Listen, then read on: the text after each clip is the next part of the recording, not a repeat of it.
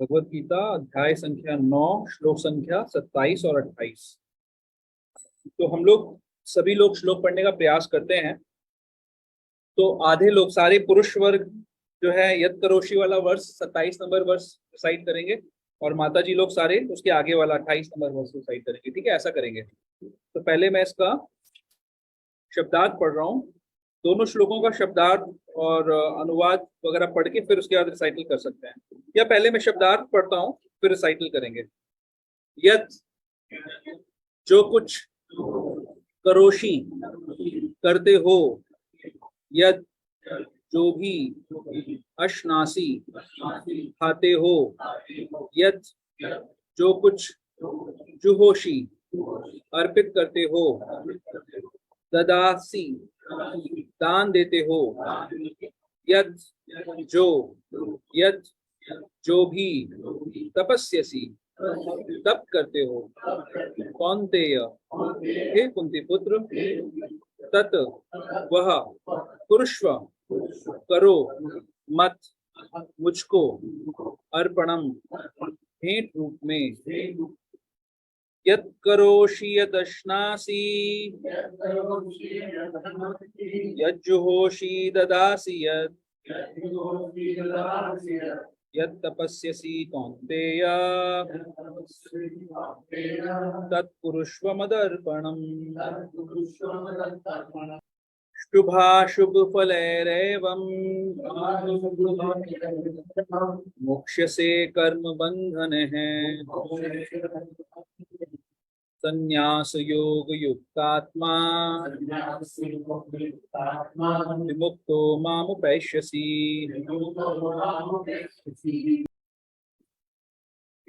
अनुवाद एवं तात्पर्य श्रील प्रभुपाद के द्वारा। श्रील प्रभुपाद की जय। हे कुंती पुत्र, तुम जो कुछ करते हो, जो कुछ खाते हो, जो कुछ अर्पित करते हो या दान देते हो, और जो भी तपस्या करते हो उसे मुझे अर्पित करते हुए करो। तात्पर्य, इस प्रकार यह प्रत्येक व्यक्ति का कर्तव्य है कि अपने जीवन को इस प्रकार ढाले कि वह किसी भी दशा में कृष्ण को ना भूल सके। प्रत्येक व्यक्ति को अपने जीवन निर्वाह के लिए कर्म करना पड़ता है, और कृष्ण यहाँ पर आदेश देते हैं कि हर व्यक्ति उनके लिए ही कर्म करे। प्रत्येक व्यक्ति को जीवित रहने के लिए कुछ ना कुछ खाना पड़ता है, अतः उसे चाहिए कि कृष्ण को अर्पित भोजन के उच्चिष्ट को ग्रहण करे। प्रत्येक व्यक्ति को कुछ न कुछ धार्मिक अनुष्ठान करने होते हैं, अतः कृष्ण की संस्तुति है, इसे मेरे हेतु करो, यही अर्चन है। प्रत्येक व्यक्ति कुछ न कुछ दान देता है, अतः कृष्ण कहते हैं यह मुझे दो, जिसका अर्थ यह है कि अधिक धन का उपयोग कृष्ण भावनामृत आंदोलन की उन्नति के लिए करो। आजकल लोग ध्यान विधि के प्रति विशेष रुचि दिखाते हैं। यद्यपि इस युग के लिए यह व्यवहारिक नहीं है, किंतु यदि कोई 24 घंटे हरे कृष्ण का जप अपनी माला में करे तो वह निश्चित रूप से महानतम ध्यानी तथा योगी है, जिसकी पुष्टि भगवद गीता के 6 अध्याय में की गई है। श्लोक संख्या 28 का तात्पर्य और अनुवाद। इस तरह तुम कर्म के बंधन तथा इसके शुभाशुभ फलों से मुक्त हो सकोगे। इस संन्यास योग में अपने चित्त को स्थिर करके तुम मुक्त होकर मेरे पास आ सकोगे। तात्पर्य, गुरु के निर्देशन में कृष्ण भावनामृत में रहकर कर्म करने को युक्त कहते हैं। परिभाषिक शब्द युक्त वैराग्य है। श्री रूप गोस्वामी ने इसकी व्याख्या इस प्रकार की है। भक्ति रसामृत सिंधु 2.255। अनासक्तस्य विषयान अन्यर्थाः उपयुञ्जतः निर्बंध कृष्ण संबंधे युक्तम वैराग्यम उच्यते।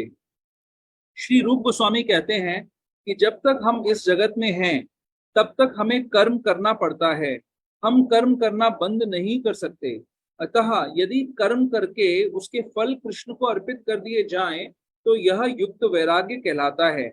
वस्तुतः संन्यास में स्थित होने पर ऐसे कर्मों से चित्त रूपी दर्पण स्वच्छ हो जाता है, और कर्ता ज्यों-ज्यों क्रमशः आत्म साक्षात्कार की ओर प्रगति करता जाता है, त्यों-त्यों वह परमेश्वर के प्रति पूर्णतया समर्पित होता रहता है।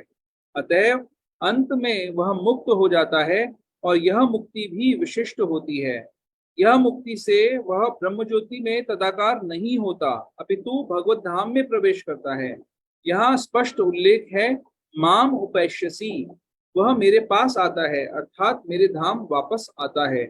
मुक्ति की 5 विभिन्न अवस्थाएं हैं और यहाँ यह स्पष्ट किया गया है कि जो भक्त जीवन भर परमेश्वर के निर्देशन में रहता है वह ऐसी अवस्था को प्राप्त हुआ रहता है जहां से वह शरीर त्यागने के बाद भगवत धाम जा सकता है और भगवान की प्रत्यक्ष संगति में रह सकता है। जिस व्यक्ति में अपने जीवन को भगवत सेवा में रत रखने के अतिरिक्त अन्य कोई रुचि नहीं होती, वही वास्तविक सन्यासी है। ऐसा व्यक्ति भगवान की परम इच्छा पर आश्रित रहते हुए अपने को उनका नित्य दास मानता है। अतः वह जो कुछ करता है भगवान के लाभ के लिए करता है। वह जो कुछ कर्म करता है भगवान की सेवा करने के लिए करता है। वह सकाम कर्मों या वेद वर्णित कर्तव्यों पर ध्यान नहीं देता। सामान्य मनुष्यों के लिए वेद वर्णित कर्तव्यों को संपन्न करना अनिवार्य होता है, किंतु किंतु शुद्ध भक्त भगवान की सेवा में पूर्णतया रत होकर भी कभी कभी वेदों द्वारा अनुमोदित कर्तव्यों का विरोध करता प्रतीत होता है, जो जो वस्तुतः विरोध नहीं है।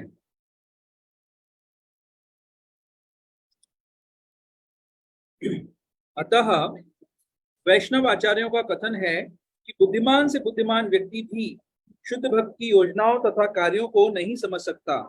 ठीक शब्द है तार वाक्य क्रिया मुद्रा विज्ञेह न पूजाए, चैतन्य चरितामृत मध्य 23.39। इस प्रकार जो व्यक्ति भगवान की सेवा में रत है या जो निरंतर योजना बनाता रहता है कि किस तरह भगवान की सेवा की जाए, उसे ही वर्तमान में पूर्णतया मुक्त मानना चाहिए और भविष्य में उसका भगवत धाम जाना ध्रुव है। जिस प्रकार कृष्ण आलोचना से परे हैं, उसी प्रकार वह भक्त भी सारी भौतिक आलोचना से परे हो जाता है। हरे कृष्णा। जी प्रभु जी, सही है।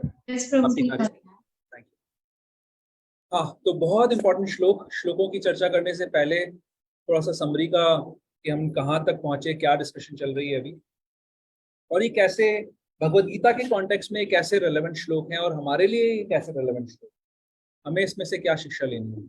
बहुत इंटरेस्टिंग है, इसमें चीजें ध्यान से हम सब श्रवण करें।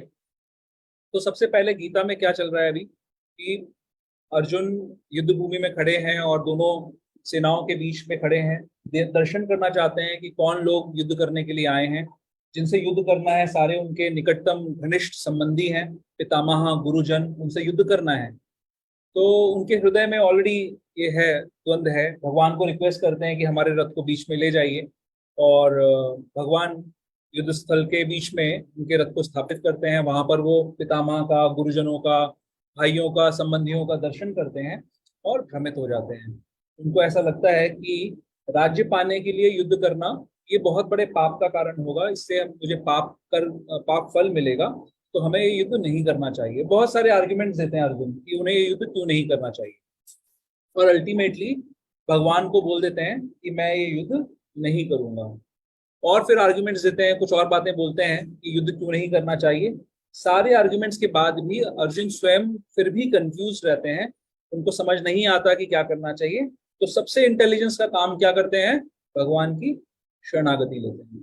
क्या करते हैं, शरणागति लेते हैं। ये बहुत इंपॉर्टेंट है, आज के श्लोक में भी इस चीज की थोड़ी सी चर्चा होगी हमारी, कि अर्जुन का जो सबसे इंपॉर्टेंट काम था उसने क्या किया कि भगवान की शरणागति ली। उन्होंने बोला कि आप गुरु रूप में मेरा मार्गदर्शन करिए कि मुझे क्या करना चाहिए, क्या नहीं करना चाहिए। भगवान इमीडिएटली गुरु की भूमिका स्वीकार करते हैं। सबसे पहले उनको ज्ञान प्रदान करते हैं, ये भी बहुत इंपॉर्टेंट है। क्या ज्ञान प्रदान करते हैं, सबसे पहले शरीर और आत्मा का भेद समझाते हैं कि हम शरीर नहीं है, शरीर तो मरेगा ही मरेगा, हम आत्मा है, आत्मा कभी नहीं मरेगी। और फिर भगवान धीरे धीरे कर उनको पहले भौतिक कर्मकांड के स्तर पर मोटिवेट करते हैं कि भाई अगर आप युद्ध करेंगे, जीत गए तो राज्य मिलेगा, मारे गए तो स्वर्ग मिल जाएगा, बट अगर युद्ध करने से मना किया और भाग गए तो अपयश भी मिलेगा और पाप के भागीदारी भी करनी पड़ेगी। इसके बाद भगवान कर्म योग के स्तर पे समझाते हैं, बुद्धि योग के स्तर पे समझाते हैं। बोलते हैं कि हमें अपनी ड्यूटी करनी चाहिए और कर्म के फल में आसक्ति नहीं रखनी चाहिए, कर्म के फल को भगवान की सेवा में स्थापित करना चाहिए।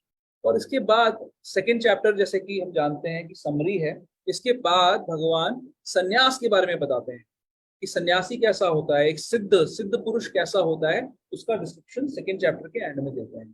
तो ये समरी है, ये सारे टॉपिक्स हम धीरे धीरे, जैसे आज सन्यास का जिक्र आ रहा है यहाँ पर श्लोक में, ये सारे टॉपिक्स हम थ्रू आउट गीता डिस्कस करते जाएंगे किसी ना किसी रूप में। इसके बाद अर्जुन का जो रुझान है, अर्जुन किस स्तर पे काम कर रहे हैं कि मुझे क्या सही लगता है। हम अगर अपने अंदर झांक के देखें, हम हर कोई व्यक्ति हर समय ये सोचता है कि मुझे क्या अच्छा लगता है, मुझे क्या अच्छा लगता है, मेरे लिए क्या अच्छा है। अर्जुन भी इसी प्लेटफॉर्म से बात कर रहे हैं। भगवान ने पूरी समरी गीता की दे दी सेकंड चैप्टर के अंदर। उसके बाद क्या प्रश्न उठाते हैं कि भगवान कर्म करना अच्छा है या रिनंसिएशन अच्छा है। वो क्या चाहते हैं उस समय, वो रिनंसिएशन चाहते हैं, वैराग्य चाहते हैं। वो सोचते हैं कि भैया मैं इस झंझट से निकल जाऊं, जो काम हमें अच्छा नहीं लगता हम क्या करते हैं, उससे बचना चाहते हैं, भाग जाएं उस काम से। तो अर्जुन भी वही सोच रहे हैं, उनको अच्छा नहीं लग रहा कि उनको मारना पड़ेगा अपने प्रियजनों को। तो यही कह रहे हैं कि भगवान आप बताओ कि मेरे हिसाब से तो चले जाना चाहिए, जंगल में जाकर आराम से काम चल जाएगा, है ना। मैं तो रह चुका हूँ, मुझे तो आदत है ना। 12 साल वनवास, 1 साल अज्ञातवास, ये सब हम कर चुके हैं, चले जाता हूँ। क्या आपके हिसाब से अच्छा है। हम क्या करते हैं, जो सुपीरियर होता है उसकी स्टैंप लगवाना चाहते हैं। बच्चों को मोबाइल्स देखने हैं, अगर माँ बोल दे, बाप बोल दे, पिता बोल दे तो बहुत बढ़िया काम हो जाएगा आसानी से, है ना। तो उनसे बुलवाने की कोशिश करते हैं। तो अर्जुन क्या कोशिश कर रहे हैं, भगवान से बुलवाना चाहते हैं, भगवान बताइए क्या अच्छा है। तो भगवान बोलते हैं देखो दोनों चीजें ठीक है, लेकिन कर्म करना ज्यादा अच्छा है, श्रेयस्कर है। बताते हैं कि अगर आप कर्म करोगे, जीव जो है वो चेतन है, वो एक्टिव ही रह सकता है, इनएक्टिव नहीं रह सकता। तो भगवान बोलते हैं नहीं, तुमको एक्टिविटी करनी चाहिए। इससे क्या होगा, जो तुम्हारा नेचर है वो यूज हो जाएगा, एंगेज हो जाएगा। बट कर्म के फल को भगवान की सेवा में लगा दो, यानी कर्म के फल में आसक्ति मत रखो। फिर बताते हैं, अर्जुन पूछते हैं कि अच्छा भगवान इतना ज्ञान होते हुए भी हमसे क्यों, सब कुछ पता तो है ही, फिर भी गलतियां क्यों होती हैं। तो भगवान बोलते हैं कि अज्ञान हमारे ज्ञान को ढक लेता है, और जब अज्ञान हमारे ज्ञान को ढक लेता है और हम अज्ञान के अंदर काम कर रहे होते हैं, तो हम रजोगुण और तमोगुण के अंदर काम कर रहे होते हैं, जिसके कारण कामेश क्रोधेश रजोगुण समुद्भवा, रजोगुण में तमोगुण के अंदर आकर हम लोग गलतियां करते हैं, उससे हमारी गलतियां होती हैं। ठीक है, तो ज्ञान की बात आ गई, क्योंकि तो चौथे अध्याय में भगवान बताते हैं ज्ञान कैसे प्राप्त होगा, किस प्रकार से परंपरा से ज्ञान प्राप्त होता है। भगवान इसका डिस्क्रिप्शन देते हैं कि पहले कैसे ये ज्ञान उन्होंने किसी को प्रदान किया, 12 करोड़ वर्ष पहले विवस्वान को प्रदान किया। फिर उसके बाद परंपरा से वो ज्ञान नीचे आ रहा था, एक बार परंपरा ब्रेक हो गई, तो अब मैं दोबारा तुमको ये ज्ञान दे रहा हूँ अर्जुन, भगवान बताते हैं। ज्ञान की बात आती है, यज्ञों की बात आती है, इसी चैप्टर के अंदर कर्म और अकर्म की बात आती है। तो मैं भी डिटेल में नहीं जाऊंगा इनकी। ये सब चर्चा होने के बाद क्या भगवान ने क्या बताया था तीसरे अध्याय में, कर्म करो। अर्जुन क्या चाहता है, रिनंसिएशन। पांचवें अध्याय में, चौथे अध्याय में ज्ञान की बात हो गई, पांचवें अध्याय में फिर से भगवान कर्म करना ज्यादा अच्छा है। जैसे बच्चे होते हैं ना, सेम उसी तरीके से बच्चों का भी ये होता है कि ये कैसे कर लूं, मैं जो मन में है वो कैसे कर लूं।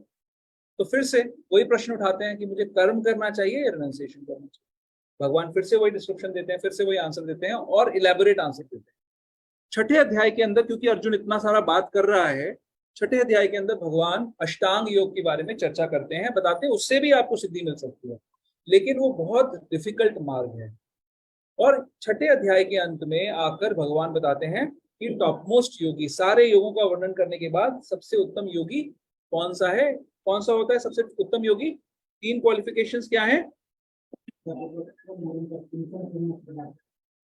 याद हो गया अभी सबको याद हो गया। इतना अच्छा से आपने पढ़ाया है, भूले तो कैसे भूले। बनना है सबसे उत्तम योगी, बनना है। मेरे को तो याद ही नहीं आता, हर बार मैं भूल जाता हूँ क्या क्या है सबसे अच्छा, क्या क्या 3 क्वालिटी नहीं आई आज।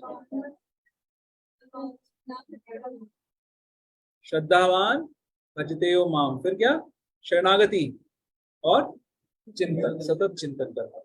फिर 7वें अध्याय के अंदर बताते हैं कि ये 3 चीजें कैसे होंगी। अगर किसी का सतत चिंतन करना है, किसी के प्रति श्रद्धा रखनी है, श्रद्धावान और भजन करना है, तो हमें उसको जानना चाहिए।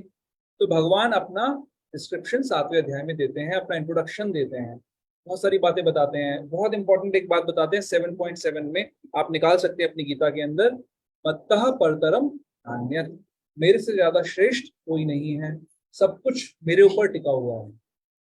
मैं अभी जो उन बातों पे फोकस कर रहा हूँ जिनकी चर्चा हम आज के श्लोक में इसे करेंगे। भगवान ने बोला मेरे से ज्यादा श्रेष्ठ कोई नहीं है, सारी चीजें मेरी शक्तियों से बनी। इसके बाद बहुत सारी बातें आई, कौन से लोग भगवान की उपासना करते हैं। भगवान ने एक बहुत इंपॉर्टेंट बात बोली कि सभी चीजें मेरी ही एनर्जीज, मेरे ही प्रकृति मेरी है, 3 गुणों के द्वारा वो चलती है, और सभी चीजें उस प्रकृति के 3 गुणों के द्वारा नियंत्रित हैं, और उनसे अगर निकलना है तो मेरी शरण में आना पड़ेगा। कौन सा श्लोक है वो, क्या है?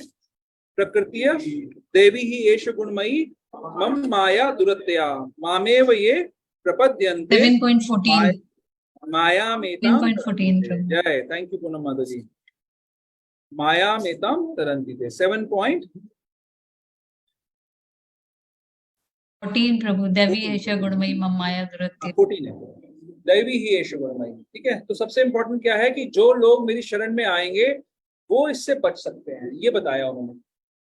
अब बताया फिर उसके बाद कि कौन लोग उनकी शरण में नहीं आते हैं। 4 प्रकार के लोग कौन से हैं? नमाम दुष्कृतनो मूढ़ा प्रपद्यन्ते नराधमा माया अपृहत ज्ञान आसुरम भावम आश्रितम। 4 तरीके के लोग हैं जो भगवान की शरण नहीं लेते, यानी वो प्रकृति के 3 गुणों के अंदर बंधे रहेंगे। फिर कौन से 4 तरीके के लोग हैं जो भगवान की शरण लेते हैं? इस प्रकार से बहुत सारी चर्चा होते होते अंत में आ जाते हैं। अंत के अंदर आकर क्या होता है, लास्ट के जो श्लोक हैं 7वें अध्याय के, उसमें बताते हैं कि जो जरा तथा मृत्यु से रहे मुक्ति पाने के लिए यत्नशील रहते हैं, यानी युक्त रहते हैं, वे बुद्धिमान व्यक्ति मेरी भक्ति की शरण ग्रहण करते हैं। वे वास्तव में ब्रह्म हैं, क्योंकि वे दिव्य कर्मों के विषय में पूरी तरह से जानते हैं। फिर 8वें अध्याय के अंदर चर्चा आती है, भगवान कई सारे टर्म्स को यूज कर रहे हैं। 8वें अध्याय के अंदर भगवान उन टर्म्स को एक्सप्लेन करते हैं और बताते हैं। लास्ट में चर्चा आती है कि अंत समय में क्या होता है। 8वें अध्याय के अंदर चर्चा, ज्यादातर चर्चा ये है कि अंत समय में क्या होता है। तो भगवान बताते हैं कि अंत समय में आप जिसका चिंतन करोगे वहां जाओगे। तो सवाल आता है कि कैसे हम हर समय भगवान का चिंतन कर सकते हैं। एक बात इसमें भगवान ये भी बताते हैं कि जो योग के मार्ग पे चल रहे हैं, यानी भक्ति अभी नहीं कर रहे हैं, मैकेनिकल प्रोसेस में लगे हुए हैं, उस मैकेनिकल प्रोसेस के लिए अगर वो एक पर्टिकुलर समय में अपने शरीर को छोड़ते हैं तो ही वो संसार से निकल पाएंगे। एक अगर दूसरे तरीके के समय में शरीर छोड़ते हैं संसार में वापस, लेकिन ये कंडीशंस अनन्य भक्तों पे अप्लाई नहीं होती। तो फिर 9th चैप्टर के अंदर चर्चा आ रही है कि अनन्य भक्त कौन होता है। अल्टीमेटली धीरे धीरे धीरे धीरे करके भगवान एकदम लास्ट में जो पर्टिकुलर जो सोल्यूशन है हमारे लिए वहां पर लेके आ रहे हैं, हम सबके लिए जो सोल्यूशन है। तो 9th चैप्टर के अंदर क्या है? 9th चैप्टर के अंदर सबसे पहले भगवान बता रहे हैं कि श्रवण जो ये करना है। 9.1 में अगर आप जाएंगे तो क्वालिफिकेशंस बता रहे हैं भगवान, है ना? क्या है 9.1? क्या है?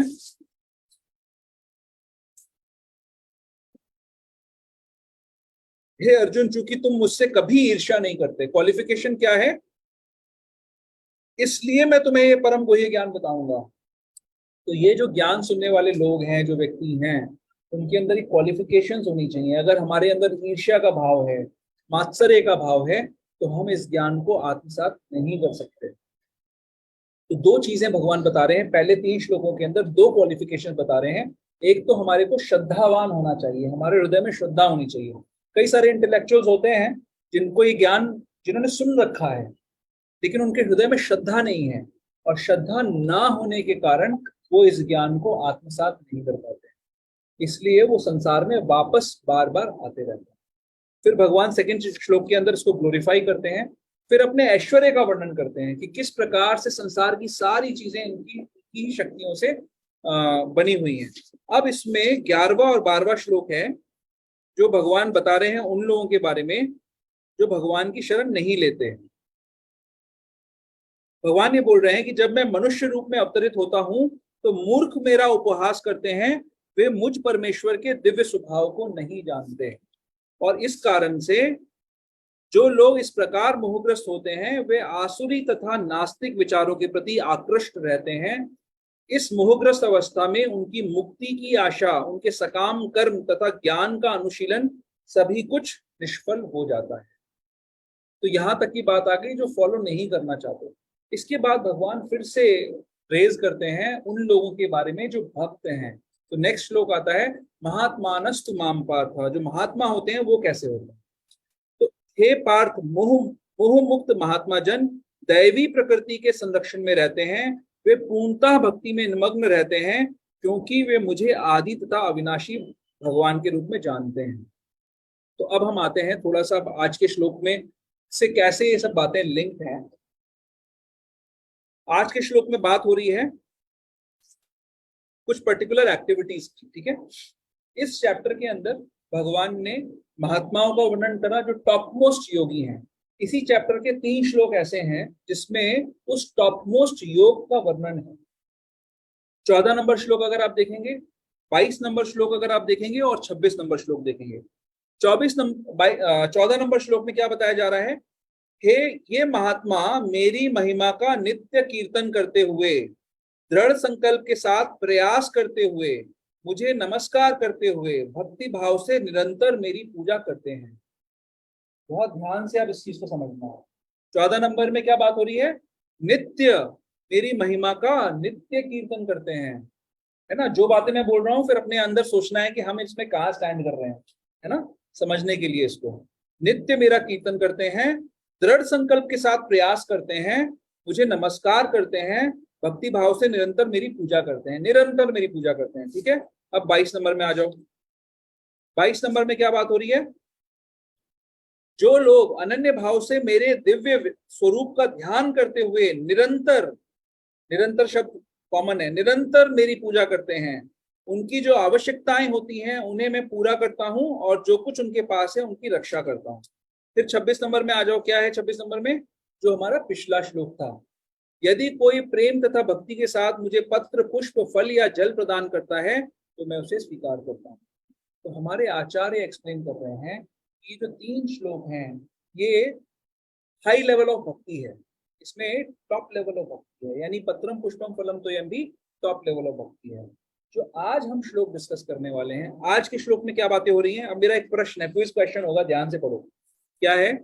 हे कुंती पुत्र, तुम जो कुछ करते हो, जो कुछ खाते हो, जो कुछ अर्पित करते हो या दान देते हो और जो भी तपस्या करते हो उसे मुझे अर्पित करते हुए करो, ठीक। अब क्विज क्वेश्चन ये है कि पहले 3 श्लोक 14 नंबर, 22 नंबर और 26 नंबर वर्सेस ये श्लोक, इनमें लोगों का वर्णन है ना। कोई व्यक्ति एक ऐसा है जो निरंतर प्रणाम कर रहा है, सब कुछ कर रहा है, और एक ये व्यक्ति है कि जो कुछ करो मेरे लिए करो। इसमें आपकी समझ में अभी तक आपने जो सुना समझा, क्या चीज श्रेष्ठ है? कौन सा भक्त श्रेष्ठ? जो भी करो मुझे अर्पित करो। हाँ, वो श्रेष्ठ है आपकी समझ, मेरी समझ में। आपकी समझ में वो श्रेष्ठ है। और हाँ, जो निरंतर चिंतन करता है वो श्रेष्ठ है, ठीक है। निरंतर चिंतन वाले में कौन है कैटेगरी में लोग? ठीक है, हाथ बढ़ा। आप लोग आधा लोग हाथ खड़ा करते हैं कि जिधर होगा उधर निकल लेंगे। पूरा बड़ा कॉन्फिडेंस के साथ। निरंतर में कौन कौन है? ठीक है। और अब जो आज वाले श्लोक की कैटेगरी में वो कौन कौन है? माता जी ने दल बदल लिया। आज वाली कैटेगरी में कौन है? हाँ, आज वाली कैटेगरी में कौन है आपके हिसाब से? छोटी चीज है ये? सोच लो, सोच समझ के बोलो। प्रभु सभी इम्पोर्टेंट है, हमको सभी इम्पोर्टेंट है। निरंतर आशीष। अरे मैंने तो सिंपल क्वेश्चन पूछा आप लोगों से, दोनों एक ही चीज है। तो आप किसी भी दल में नहीं जाना चाहते? हमने जो कुछ किया वो मैं आपको अर्पित कर रहा हूँ। हाँ, अपने लिए कुछ नहीं रख रहा हूँ। आप किसी दल में हो या नहीं हो ये बताओ। इस दल में हूँ। किस में हो? कि हमने सब कुछ आपको अर्पण कर दिया। आप अर्पण करने वाले दल में हो ना, और निरंतर वाले दल दूसरा है। तो हाँ, अब अर्पण वाला दल में कौन कौन है मुझे बताओ साफ साफ। अब सब डर गए।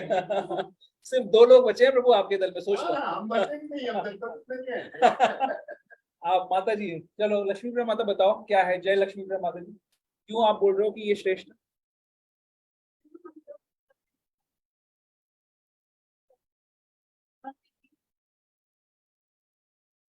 ठीक है। और ऑनलाइन कोई कुछ पूनम माता जी कुछ कह रही थी? प्रभु निरंतर वाला इसलिए है कि अगर हम निरंतर भगवान का चिंतन करेंगे तभी तो हम उनके लिए सब कुछ कर पाएंगे ना। जो भगवान कहेंगे तभी हम उनका सब कुछ कर पाएंगे। ठीक ठीक, थैंक यू माता जी, थैंक यू। ओके ओके, सबसे पहली बात तो ये है कि जो ये आज का श्लोक है ये बहुत ऊंचा स्तर है, ठीक है, बहुत ऊंचा स्तर।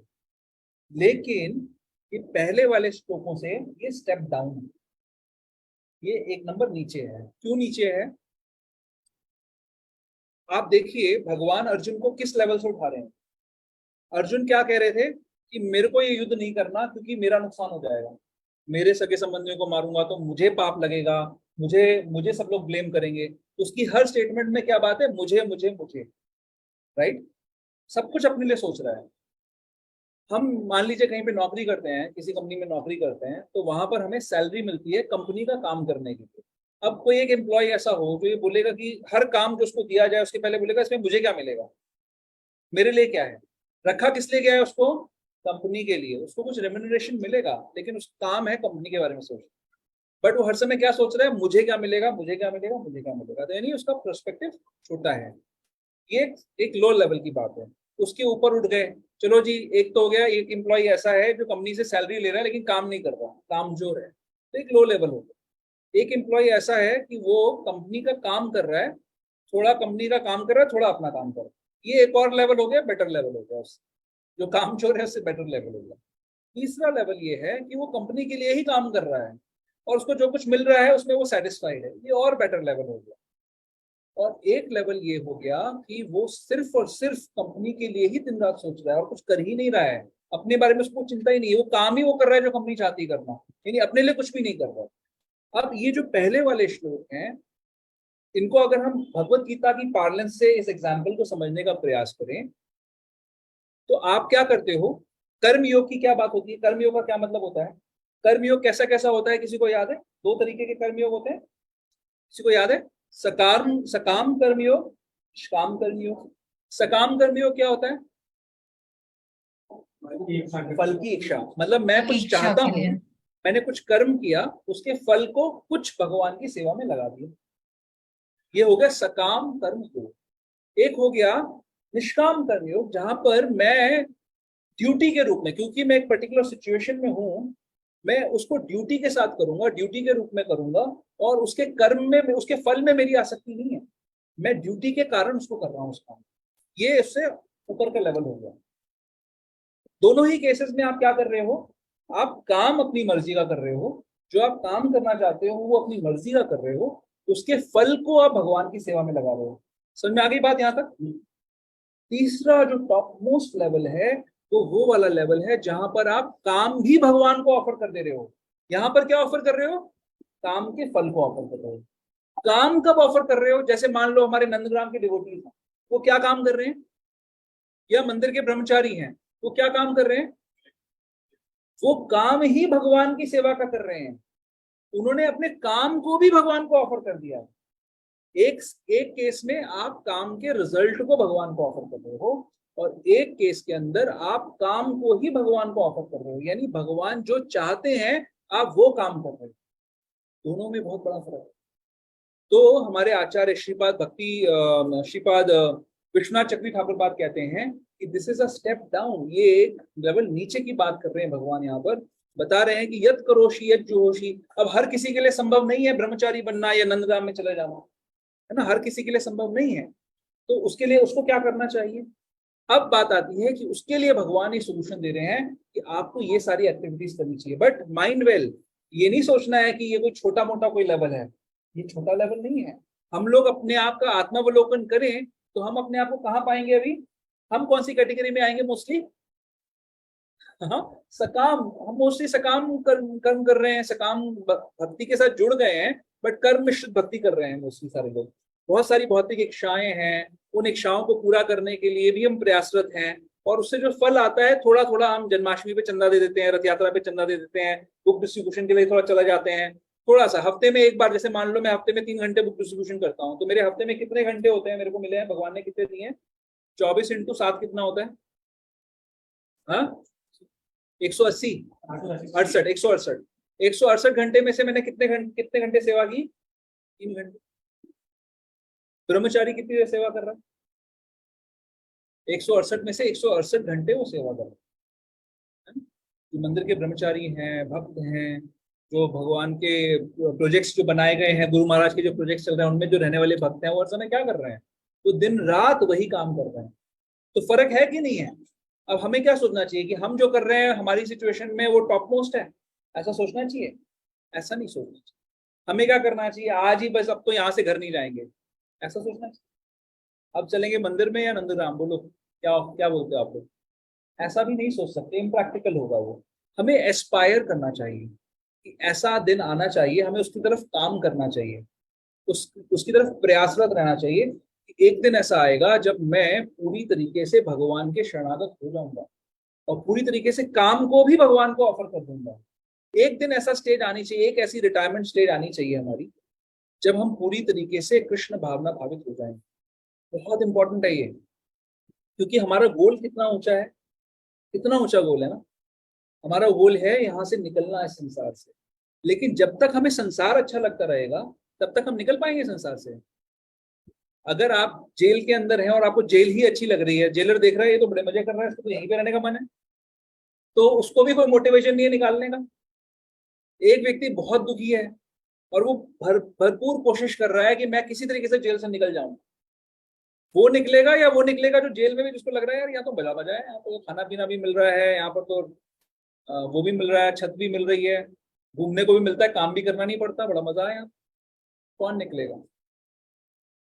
तो हमारी प्रॉब्लम ये है कि हम लोग ये सोचते हैं कि हम टॉप मोस्ट लेवल पे भक्ति कर रहे हैं, और उन लोगों के साथ ज्यादा प्रॉब्लम है जो दीक्षित हो गए किसी तरीके से धक्का मार के। उनको ये लगता है कि हम तो बस अब, जबकि दीक्षा का नाम क्या है? इनिशिएशन, शुरुआत। और जिनकी शुरुआत ही नहीं हुई है उनको क्या सोचना चाहिए? जिनकी शुरुआत ही नहीं हुई है वो कहाँ पे खड़े हुए हैं? चलो कुछ लोगों की शुरुआत हो गई, जिनकी शुरुआत ही नहीं है वो कहाँ खड़े हुए हैं? और जो शुरुआत हुई है उनकी सिर्फ शुरुआत हुई है, वो ये ना समझे कोई भी कि हम बस निकल गए अब यहाँ से। हम लोग अभी कर्म मिश्रित भक्ति कर रहे हैं। तो अब भगवान यहाँ पर, अब हम आते हैं एक एक शब्द जो भगवान इसमें कह रहे हैं गीता के अंदर, उनकी उनकी व्याख्या, उनको समझने का प्रयास करते हैं हमारे जीवन में हम उसको कैसे समझें। अब भगवान पहली बात कर रहे हैं क्या? यत करोषि। हाँ, यत करोषि, हम सब कुछ ना कुछ करते हैं। प्रभुपाद तात्पर्य की शुरुआत में ही कह रहे हैं कि हर किसी को कुछ ना कुछ काम करना पड़ता है। हम सब अपने लिए कुछ ना कुछ काम कर रहे होते हैं। जो थोड़ा इवॉल्व होते हैं वो क्या सोचते हैं कि देखो जी मैं कुछ नहीं करता, मैं अपने लिए कुछ नहीं करना चाहता। भक्त लोग जो होते हैं, जैसे पुरुष वर्ग में खासकर ये पाई जाती है बीमारी कि मैं तो अपने लिए कुछ करता ही नहीं, मैं तो दुनिया के लिए करता हूँ। तो क्या वो निकल जाएंगे संसार से? किसके लिए करते हैं वो? किसके लिए करते हैं? फैमिली के लिए करते हैं। उसको क्या कहते हैं प्रभुपाद? फैमिली के लिए करने को क्या कहते हैं? Extended sense gratification. कोई व्यक्ति अपने लिए कर रहा है, वो क्या कर रहा है? सेंस ग्रेटिफिकेशन कर रहा है, इंद्रिय तृप्ति का काम कर रहा है। जो परिवार के लिए कर रहा है वो सोच रहा है कि मैं तो बहुत बड़ा चौधरी हूँ भाई, मैं तो हीरो हूँ, मैं तो अपने लिए कुछ करता ही हूँ। लेकिन वो किसके लिए कर रहा है? जिनको वो इस शरीर से कनेक्टेड मानता है वो उनके लिए कर रहा है। किसी दुनिया पे कोई एहसान नहीं कर रहा है, वो उन लोगों के लिए ही कर रहा है। वो पड़ोसी के लिए कुछ नहीं करेगा, हाँ, उसके लिए एक चवन्नी का काम नहीं करेगा, लेकिन अपने अपने परिवार के लिए वो सब कुछ करेगा। क्यों? क्योंकि वो शरीर की बीमारी से ग्रस्त है।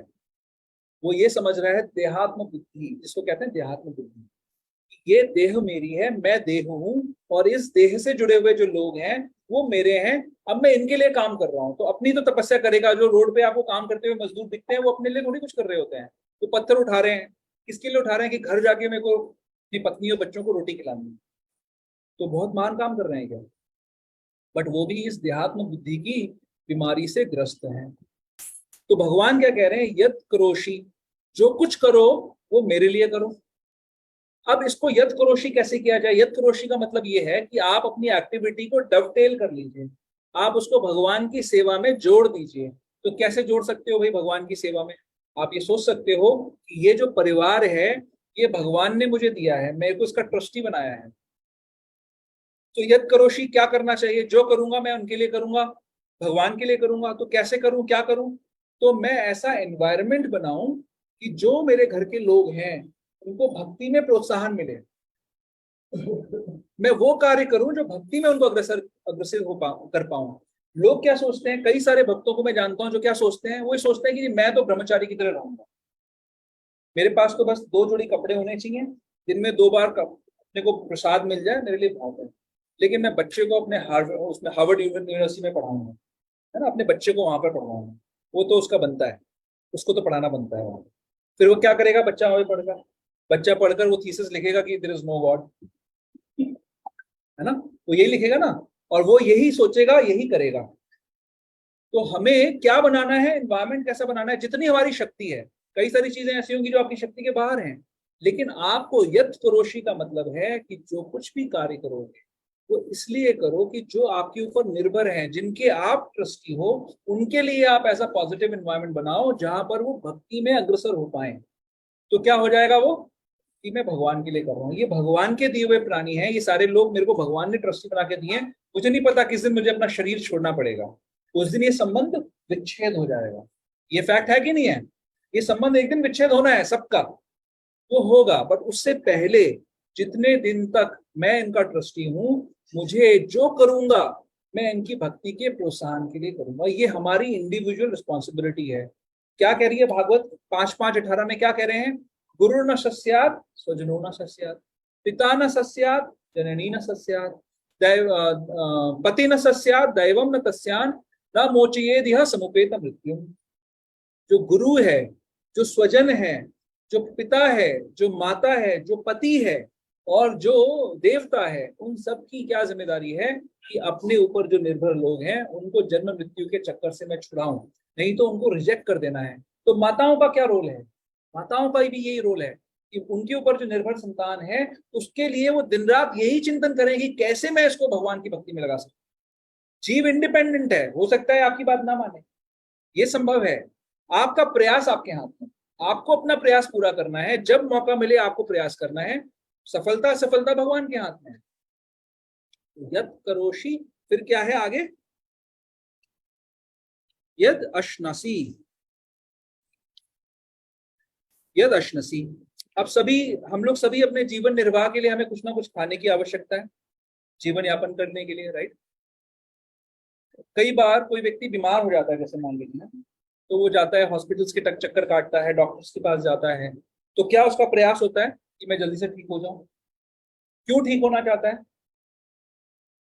क्यों ठीक होना चाहता है, क्यों ठीक करते हो आप डॉक्टर, हाँ, वापस से, हाँ, वापस से काम करे। एक्चुअली वो काम ही तो उसको मारता है, वो काम के लिए ही ठीक होना चाहता है। जो व्यक्ति आज की डेट में खाना खाता है या अपनी रक्षा का प्रयास करता है, वो किस लिए रक्षा का प्रयास कर रहा है, ताकि वो इस शरीर को भोग में यूज कर सके, समझिए आप। तो हमें क्या करना है, यदश्नसी। अब यदश्नसी, जो खाओ भगवान के लिए, मेरे लिए खाओ, तो कैसे, एक तो पहले बता दिया, पत्रम पुष्पम फलम तोयम, मेरे को अर्पित करके खाओ, वो तो चलो ठीक है, बट कैसे, ये भगवान के लिए कैसे होगा, खाने की एक्टिविटी भगवान के लिए कैसे हुई, इसलिए खाओ क्योंकि ये शरीर भगवान का दिया हुआ है, शरीर साधना का साधन है। अगर शरीर होगा तो आप साधना कर सकते हो, तो क्योंकि ये शरीर साधना का साधन है, इसकी रक्षा करना आवश्यक है।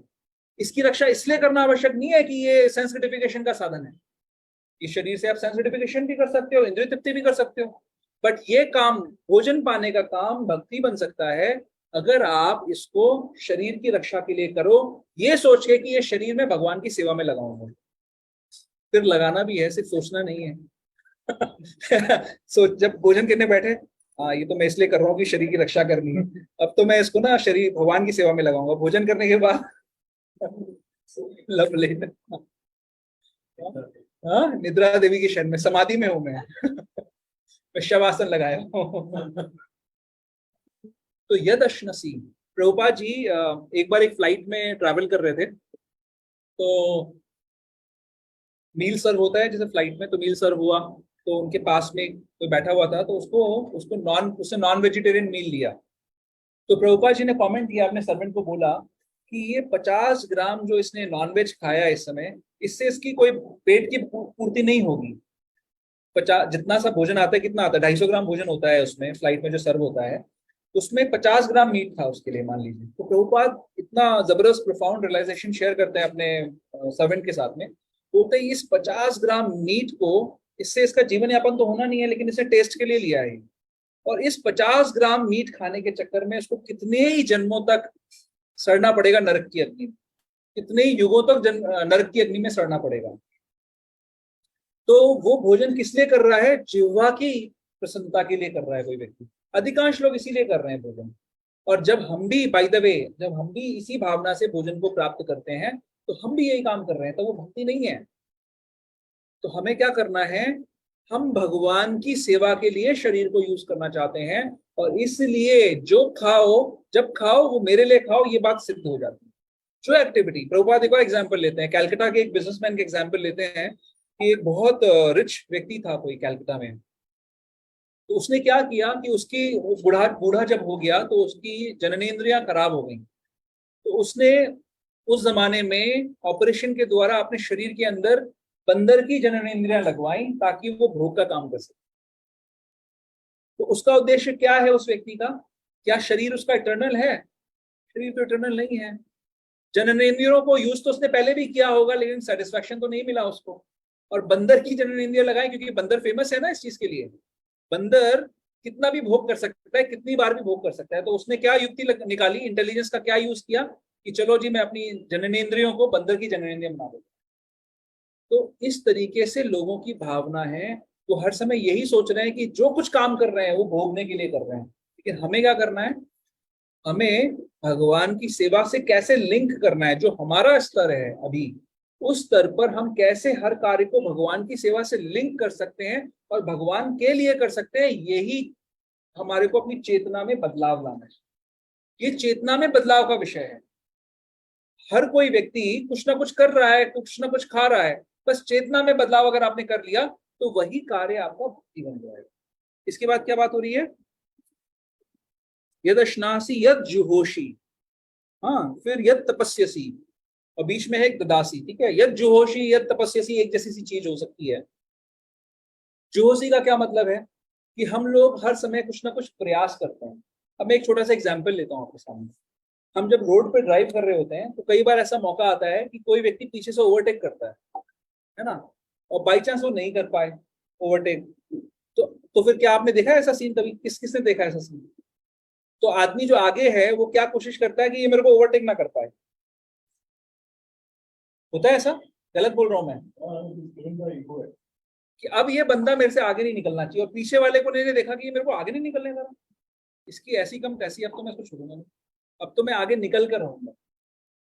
तो उसका पूरा टेंशन, जो आगे वाला है उसका टेंशन किस चीज में है कि पीछे वाला आगे ना आए, पीछे वाले का टेंशन किस चीज में है, मैं आगे कैसे निकलूं। दोनों क्या कर रहे हैं, प्रयास कर रहे हैं, बहुत ज्यादा प्रयास कर रहे हैं। किस चीज के लिए? एक गोल निर्धारित कर दिया। पहले वाले का गोल क्या हो गया कि मैं आगे नहीं निकलने दूंगा, पीछे वाले का गोल है कि मैं आगे निकल कर रहूंगा। फिर एक पॉइंट आया जहां पे रास्ते कट गए, आगे वाले को इधर जाना था, पीछे वाले को इधर जाना था, दोनों इधर चले गए। लेकिन जिस पॉइंट से ये टसल शुरू हुई और जिस पॉइंट तक वो लोग अलग हुए, तब तक क्या एंटीवर चल रहा था, किस गोल पे ध्यान था हमारा? हमारे साथ भी ऐसा होता है, राइट? हमारा पूरा ध्यान था उस गोल को प्राप्त करने में। तो अब हम एंडीवर करते हैं किसी गोल की प्राप्ति के लिए, राइट?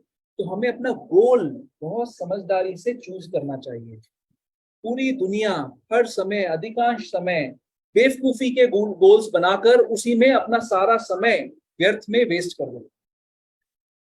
वो ईर्ष्या के कारण हो सकता है, द्वेष के कारण हो सकता है। अब यहाँ पर जो मैं एग्जाम्पल ले रहा हूं, इसमें क्या हुआ सिचुएशन में, दो अनजान लोग, दोनों के बीच में द्वंद्व शुरू हो गया, है ना, एक भिड़ंत शुरू हो गई कि मैं जीतूंगा और हरा के रहूंगा सामने वाले को। किसका लाभ होने वाला है इसमें? जो जीतेगा उसको भी लाभ है, जो हारेगा उसको भी नुकसान है? नहीं है। लेकिन हमारी बुद्धि, हमारा वो समय और हमारा एंडीवर उस चीज में वेस्ट हो गया। तो अब ये एक्टिविटी जो है, किसी को ओवरटेक करके आगे निकल जाना, क्या ये भक्ति की एक्टिविटी है? नहीं। तो यद करोशी, जो करोगे, यद जुहोशी, ये जो यद जुहोशी, जो एंडीवर करोगे, जो आप तपस्या करोगे। बड़ी तपस्या करते हैं ना आदमी कुछ भी चीज में जीतने के लिए, सक्सेसफुल होने के लिए। हर समय हम प्रयास करते रहते हैं कि हम दूसरे से ज्यादा सफल हो जाएं, ये प्रयास रहता है ना हमारा हर समय। तो हमें अपने गोल्स को ध्यान पूर्वक चूज करना है। अगर हम इंटेलिजेंटली अपने गोल्स को बनाएं तो हमारी एक्टिविटीज भक्ति की एक्टिविटीज बन सकती है। आप समझ रहे हैं? हमें निरर्थक गोल्स में अपना दिमाग नहीं लगाना है कभी भी। आज की डेट में मैनेजमेंट में एक बहुत जबरदस्त चलता है, मैनेजमेंट, एचआर के लोग जानते हैं इस चीज को, राइट? क्या बोलते हो आप लोग एम्प्लॉयज के बीच में झगड़ा बंद करने के लिए? जो कंपीटिंग एम्प्लॉयज होते हैं उनके बीच में झगड़ा कैसे बंद किया जाता है? आप लोग क्या बोलते हो? कंपीट विद योरसेल्फ, ऐसा कुछ बोलते हो? हाँ, अपने आप से कंपटीशन करो, दूसरे से कंपटीशन मत करो। एक मैनेजमेंट जार्गन के अंदर ऐसा बोल सकते हैं ना, लीडर्स ऐसे बोलते हैं, समझाते हैं, बच्चों को भी ऐसे समझाया जाता है, अपने आप से कंपटीशन करो, दूसरे से कंपटीशन करो। बट ये भी एक एक्चुअली अधूरा स्टेटमेंट है। अपने आप से कंपटीशन करो, बट किस चीज के लिए करो? कैसे करो, कैसे करो अपने आप कैसे करो? तो एक लिमिट है ना। जैसे मान लीजिए Ram is going some speed, I have complete, I have cross it. सभी आपने उदाहरण दिया इसका। वैसे ही अगर अपने आप से complete to what is my benchmark, वो तो अपने आप को जानना बहुत मुश्किल है। ठीक है, मैं आता हूँ, इसको भी क्लैरिफाई करूंगा। आप एक अलग पॉइंट रेज कर रहे हैं, लेकिन इस संदर्भ में जो मेरा पॉइंट है, पहला पॉइंट मेरा यही है कि राम जो आप एग्जाम्पल ले रहे हो कि आगे जाना है, तो वो गोल ही सही है कि नहीं है, इस चीज पे पहले चिंतन होना चाहिए। अधिकांश लोग ऐसे ही गोल बनाकर कि मुझे इससे बढ़ना है आगे। जॉब में क्या होता है? जॉब में भी तो ये होता है कि मुझे ये दोनों एक साथ में लोगों ने शुरू किया, एक व्यक्ति आगे ज्यादा निकल गया, दूसरा व्यक्ति पीछे है, पीछे वाला सोच रहा है कि मुझे इससे आगे निकलना है। एक दिन ऐसा आएगा कि वो दूसरा जॉब चेंज कर लेगा, वो अपने रास्ते, आप अपने रास्ते। क्या कोई बेंचमार्क होता है? बिल्कुल वही एग्जाम्पल है, जैसे रोड पे हम चल रहे होते हैं ना, एक समय तक थोड़े समय साथ रहे और फिर अलग अलग हो गए, कुछ फर्क नहीं पड़ता कि कौन कहाँ गया उसके बाद, उस समय का कंपटीशन है। तो क्या ये इंटेलिजेंट गोल है? मैं तो इस बात को भी चैलेंज कर रहा हूं कि compete with yourself इज अधूरा statement, is not a complete statement. compete with others तो बेवकूफी है ही है, compete with yourself is also बेवकूफी। compete for what is the question? किस चीज के लिए हमें compete करना चाहिए, किस चीज के लिए तपस्या करनी चाहिए, ये सवाल है। compete करने के लिए तो आप कुछ भी, कोई भी बेवकूफी का गोल बना के कंपटीशन कर सकते हो किसके साथ। तो हमें ये सोचना है, भगवान ने हमें एक विशेष परिस्थिति दी है जो हमारे अपने कर्मों के आधार पर हमें मिली है। हर किसी को अलग अलग मिली है। जो जो सड़क पे काम करने वाला एक कर्मचारी है, रोड पत्थर तोड़ रहा है, उसको भी उसके कर्मों से एक सिचुएशन मिली है। एक आप बहुत जबरदस्त आलीशान महल में रहने वाले एक व्यक्ति हो सकते हो, आपको भी एक ऐसी सिचुएशन आपके कर्मों से मिली है। दोनों की सिचुएशन टेम्पररी है, ये मत भूलो। दोनों वहां पे परमानेंट नहीं है। वही व्यक्ति जो सड़क पे पत्थर तोड़ रहा है, कल को वो जाके ब्रह्मा जी भी बन सकता है, तो वो सृष्टि का निर्माण करेगा फिर वो जीव जाके। और जो आज महलों में रह रहा है, वो मल में पड़ा हुआ कीड़ा भी बन सकता है। शास्त्र में उदाहरण है, इंद्र जो राजा है स्वर्ग का, वो सुअर की योनि में चला गया, तो वो सुअर वाले भोग भोगने में उसको आनंद आ रहा है। तो हमें ये सोचना है कि इन परिस्थितियों में, जो टेम्पररी परिस्थितियां हैं, इनमें हमारा गोल क्या होना चाहिए, ये हमारा पर्पस है ना। क्योंकि इसके अगले श्लोक में यही चर्चा हो रही है कि इसका फायदा क्या होगा। भगवान बहुत क्लियरली बता रहे हैं इस चीज को कि ऐसा करने का फायदा क्या है। यद करोशी यद अश्नासी यद जुहोशी ददासी यद, ये सब क्यों करो, इसका क्या फायदा होगा। तो आज की डेट में जो हमारे समाज के लीडर्स हैं, वो हमें भ्रमित कर रहे हैं उन गोल्स के प्रति जो गोल्स बेकार हैं, जिनका कोई काम नहीं है। वो ये भूल जा रहे हैं कि ये टेम्पररी सिचुएशन है और इस सिचुएशन को बदलना बहुत मुश्किल है।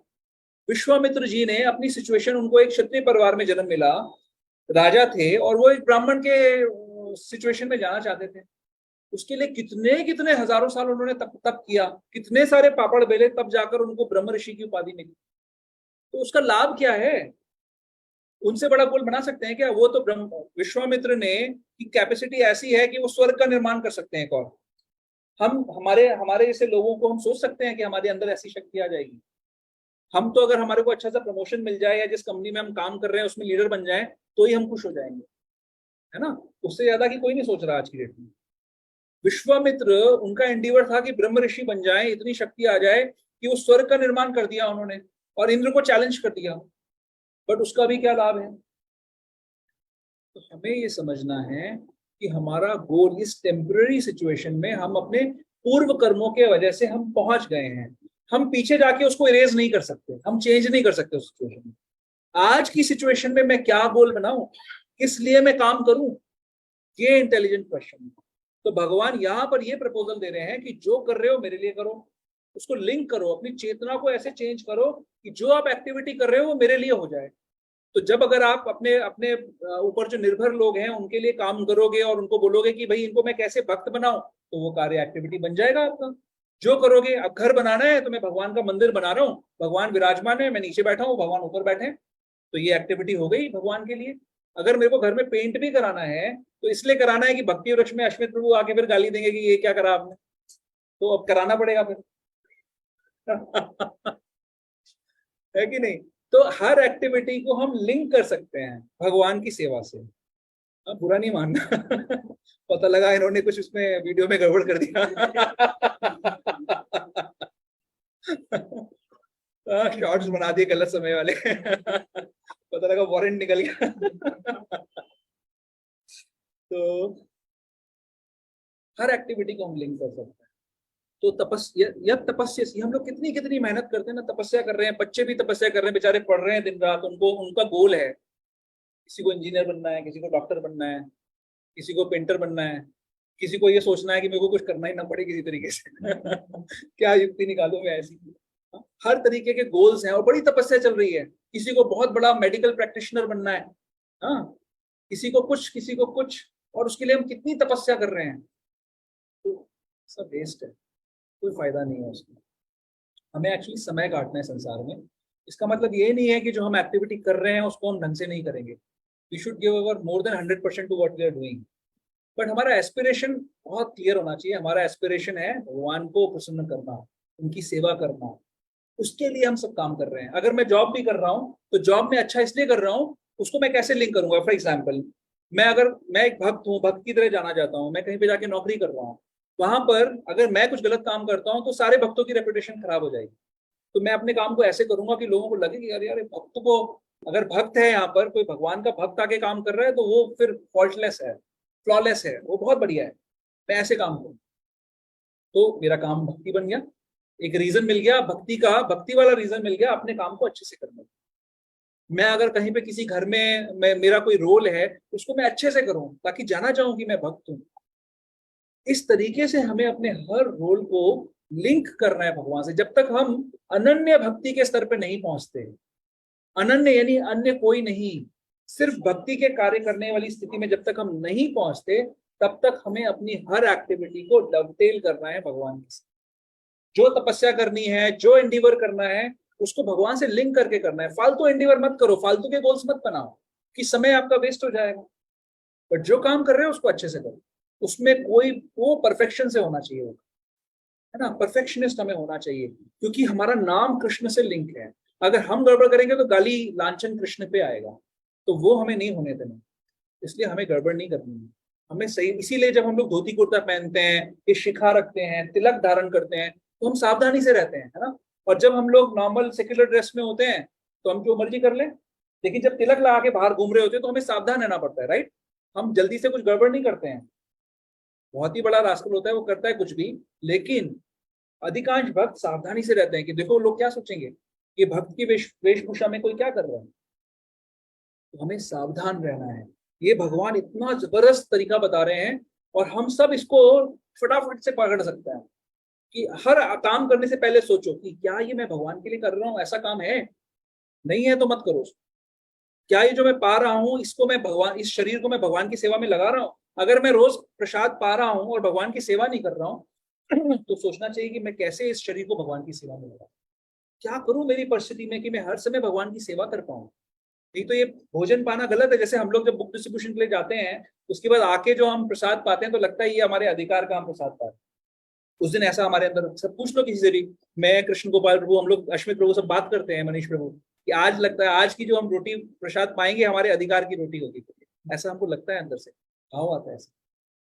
तो इस तरीके से अगर हम प्रसाद भी पा रहे हैं तो क्या हम अपने शरीर को यूज कर रहे हैं भगवान की सेवा में क्या, या फिर हम धरती पे बोझ ही हैं। हाँ? तो हमें ये समझना है, इस तरीके से डील करना है। फिर क्या है आगे, ददासियत, जो कुछ भी दे रहे हो भगवान की सेवा के लिए दो। जो कुछ भी हमारे पास है उसको भगवान की सेवा में लगाना है। कुछ भी सरप्लस अगर हमारे पास है, जरा सा भी सरप्लस है, यानी क्या कर देना है। जब अनन्य भक्ति के स्तर पे ब्रह्मचारी जो मंदिर में भजन करने आते हैं, या नंदग्राम जैसी फार्म कम्युनिटीज में जो लोग रह रहे हैं, उन्होंने क्या किया, उन्होंने अपना सर्वस्व दे दिया। हम कौन सी स्थिति में, हम लोग अभी गृहस्थ आश्रम में हैं। एटलीस्ट प्रभुपाद कहते हैं प्रभुपाद कहते हैं अगर कोई गृहस्थ 50% अपनी इनकम का भगवान की सेवा में लगाता है तो वो भगवान, वो सन्यासियों के स्तर पर है, ठीक है। लेकिन मैं आपको बता रहा हूं कि हम लोगों को एटलीस्ट जो करना चाहिए वो ये करना चाहिए कि अपनी इनकम का 3 भाग करना चाहिए। एक भाग सेविंग्स, एक भाग के अंदर खर्चा, और एक भाग भगवान की सेवा में। इस तरीके से 3 भागों में अपनी इनकम को एस्पायर एटलीस्ट करना चाहिए। शुरुआती तौर पे आप शुरू कर सकते हो, कुछ भी एक परसेंटेज फिक्स कर सकते हो कि मुझे इतना परसेंटेज इतना भगवान की सेवा में लगाना है, धीरे धीरे उसको बढ़ाना है। और फिर जब हम उस पर पहुंच जाए तब हम सोच सकते हैं कि हाँ ये कंफर्टेबल सिचुएशन है, ये बेटर है। और एक दिन ऐसा आएगा जब मैं 100% भगवान की सेवा में लग जाऊँ, तब तो सब कुछ ही भगवान की सेवा में लग गया। प्रभुपाद कहते हैं कि हर भक्त को ये सोचना चाहिए कि सारा का सारा मेरा सरप्लस जो है मैं इस मूवमेंट को बढ़ाने के लिए लगा दूं। तो हमें अपनी बुद्धि, अपना ज्ञान, अपनी पर्सनैलिटी, अपनी पोजीशन, अपना स्टेटस, हर चीज भगवान की सेवा में यूज करनी है, हर चीज। जैसे पिछली बार मान लो कृष्ण गोपाल प्रभु कहीं किसी कंपनी में सीएफओ हैं और उन्होंने हमारे लिए एक जगह अरेंज कर दिया हांगकांग बाजार के बाहर अपने कॉन्टेक्ट से कि भाई यहाँ पर आप टेबल लगा सकते हो। कहीं तो बहुत हजारों रुपए मांग रहा था हमसे, बस तो हमने अपना स्टेटस यूज किया, अपनी स्ट्रेंथ यूज कर ली। ऐसे सोचना है हमको कि हम क्या क्या चीजें यूज कर सकते हैं भगवान की सेवा में, जो कुछ भी भगवान ने मुझे दिया है। और हर कोई अगर विचार करे, छोटा से छोटा बच्चा भी भगवान की सेवा में अपने आप को, अपनी एनर्जीज को यूज कर सकता है, जो कुछ भी उसके पास हो। कोई व्यक्ति संसार में ऐसा नहीं है जिसके पास सेवा करने के लिए कुछ नहीं है, ऐसा नहीं है। हर किसी के पास कुछ ना कुछ है, यथाशक्ति हमको प्रयास करना। ददासी है, हमें जो कुछ देना है भगवान की सेवा में देना है। सोचना है किसी को कुछ दे रहे हैं ये भगवान की सेवा में लगेगा या नहीं लगेगा, ये सोचना है।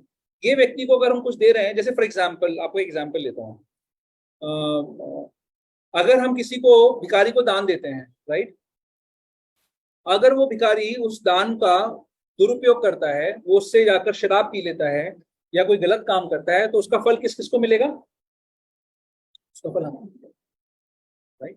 तो आपने तो दिया अच्छे भाव से, लेकिन उसका फल आपको उठाना पड़ेगा। तो आपको देखना है कि जहां हम दे रहे हैं, जिसको हम दे रहे हैं, वो भगवान की सेवा में लग रहा है कि नहीं लग रहा है, लगेगा कि नहीं लगेगा ठीक तरीके से। अपनी तरफ से हमें, हाँ हाँ, बोल फिल के, तो हमें देखना है इस तरीके से हमें भगवान की सेवा में देना है, ठीक है। तो अब इसके आगे आते हैं अगले श्लोक पे। 28 नंबर में बात हो रही है कि अगर कोई व्यक्ति ऐसा करेगा, यानी भगवान के लिए कार्य करेगा, भगवान के लिए प्रसाद पाएगा, भगवान के लिए कुछ एंडीवर करेगा, भगवान के लिए देगा, भगवान के लिए तपस्या करेगा, ऐसा सब कुछ करेगा, भगवान को अर्पण करके करेगा, तो क्या होगा? तो क्या बात हो रही है? इंटरेस्टिंग बात है। शुभाशुभ फलेर एवं मोक्ष से कर्म बंधन। कर्म का बंधन कैसा होता है? जो भी काम करेंगे उसका बंधन होगा। अच्छा काम करेंगे बंधन होगा कि नहीं होगा? हमने डिस्कस किया था लास्ट टाइम, होगा, होगा। बुरा काम करेंगे बंधन होगा, होगा। तो अच्छे काम का अच्छा फल मिलेगा। क्या बोल रहे हैं? शुभ, शुभ फलेर, शुभ जो फल है उसके बंधन से, मोक्ष से। अशुभ फल के बंधन से, मोक्ष से। शुभ और अशुभ जब हम ऐसा करेंगे तो क्या होगा? शुभ और अशुभ दोनों ही तरीके के कर्म के फलों के बंधन से हम मुक्त हो जाए। तो शुभ फल का भी बंधन है और उससे भी हमें मुक्त होना है। ये नहीं है कि शुभ फल के बंधन से हमको मुक्त नहीं होना है। ये बहुत इंटरेस्टिंग बात है इसके अंदर। अगर हम अच्छे काम भी कर रहे हैं, समाज की सेवा का भी कार्य कर रहे हैं, वो भी हमें बांधेगी। हमारा गोल उससे भी ऊपर है। जो व्यक्ति गलत काम कर रहा है वो तो दंड पा रहा है, दुख पा रहा है। जो व्यक्ति अच्छे काम कर रहा है उसको उस संसार में थोड़ा सुख मिल सकता है, टेम्पररी सुख मिल सकता है, लेकिन वो भी परमानेंट सोल्यूशन नहीं है। तो हमें उससे भी आगे जाना है, आगे की बात करनी है। कोई व्यक्ति आर्ग्यू कर सकता है कि जी आप कैसे मना कर रहे हो अच्छे काम करने के लिए। हम मना नहीं कर रहे अच्छे काम करने के लिए, हम बोल रहे हैं अच्छे कामों की पराकाष्ठा है भगवान के लिए काम करना, क्योंकि भगवान की शक्ति से ही सारे काम हो रहे हैं, आपकी शक्ति से कोई काम नहीं हो रहा। तो अगर हम भगवान को प्रसन्न कर लेंगे तो भगवान, जैसे फॉर एग्जाम्पल प्रहलाद महाराज बोलते हैं कि भगवान मैं चाहता हूं कि आप सारे जीवों को पापों से मुक्त कर दीजिए, है ना। और वो क्या है, चेतन चेतामृत में कौन है? वासुदेव भट्ट ना, हाँ, वासुदेव बोलते हैं कि भगवान सारे जीवों का पाप मुझे दे दो, उनको मुक्त कर दो। तो अगर जीव भगवान को प्रसन्न कर ले तो भगवान के अंदर ऐसी शक्ति है कि वो सबको सुखी कर सकते हैं। सतयुग में कैसा एनवायरनमेंट होता है? सारे समृद्ध होते हैं, सारे सुखी होते हैं, सब आनंद से भजन कर रहे होते हैं। भगवान वैसा एनवायरनमेंट देते हैं। ऐसे युग है, ऐसा समय आता है जब सब सुखी हैं। तो भगवान को अगर हमने प्रसन्न कर लिया, तो अगर हम समाज को भी प्रसन्न करना चाहते हैं तो भी हम भगवान को प्रसन्न करके ही कर पाएंगे। हमारे एफर्ट से नहीं होगा, हम कितना भी प्रयास कर लें हम नहीं कर पाएंगे। हम किसी एक दो व्यक्ति को प्रसन्न कर सकते हैं, उसके अलावा भी फिर भी हम अपराध कर देंगे दूसरों के प्रति। तो हमें अपना प्रयास करना है भगवान की सेवा के लिए। तो यहाँ पर क्या बात हो रही है, शुभ शुभ फलैर एवं मोक्ष से कर्म बंधना। ऐसा करने से, पिछले श्लोक में जो बताया गया है उसको करने से मोक्ष से कर्म बंधना। फिर क्या बात हो रही है, संन्यास योग युक्तात्मा विमुक्तो मामुपैष्यसि। संन्यास योग, दो शब्दों का यूज किया गया है। संन्यास, संन्यास क्या मतलब होता है कि संसार की जो भौतिक प्रकृति है, भौतिक शक्ति है, भौतिक क्या कहेंगे उसको, मटेरियल जो चीजें हैं उनसे अलग होना, उसको हम कहते हैं संन्यास। और योग का मतलब क्या होता है, जो स्पिरिचुअल एनर्जी है उससे कनेक्ट होने को कहते हैं हम योग। तो संन्यास योग का क्या मतलब है कि भौतिक जो शक्तियां हैं उनसे अलग होकर आध्यात्मिक शक्ति के साथ जुड़ना, और उसका रिजल्ट क्या होगा, विमुक्तो। शब्द यूज किया है विमुक्तो। एक होता है मुक्ति। मुक्ति कितने प्रकार की होती है, क्विज क्वेश्चन।